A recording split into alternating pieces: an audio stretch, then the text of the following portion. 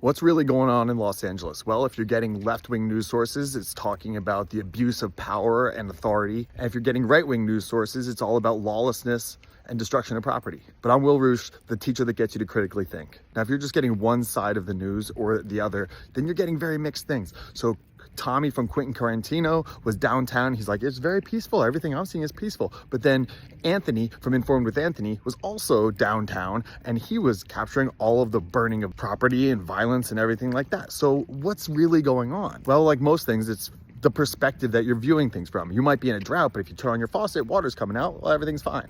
Under the First Amendment, we have the right to peacefully assemble.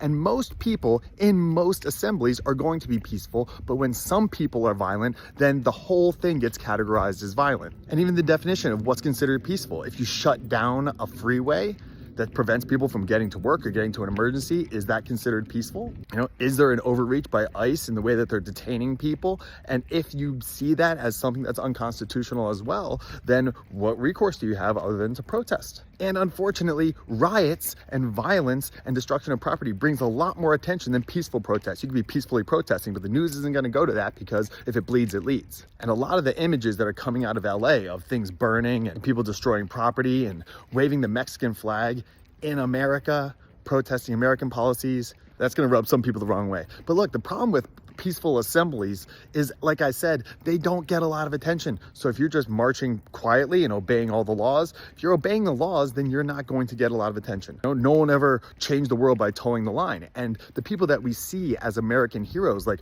Martin Luther King was arrested 29 times. Rosa Parks, follow the law? No.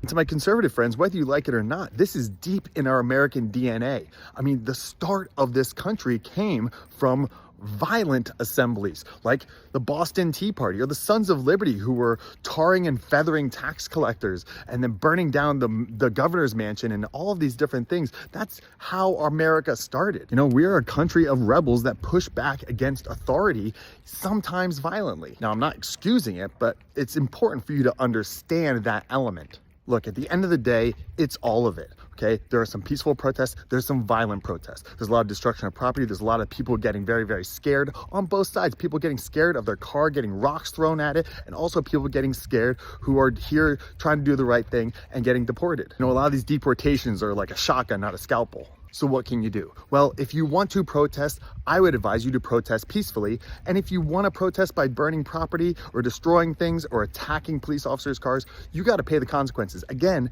Martin Luther King spent a lot of time in jail. So if you want to break the rules, you're going to have to pay the penalty. Are you willing to pay the penalty? Are you willing to get shot with rubber bullets or beat up or maybe even killed for your cause? Because a lot of the people that we hold up as civil rights leaders and American leaders did die for their cause. Are you willing to die for this cause? But for the rest of us who aren't in downtown LA, what you can do is get as informed as possible. Find out everything that's going on. What are the arguments from both sides? And then work it out. The truth is almost always somewhere in the middle from the two poles that the media seems to be dividing us on.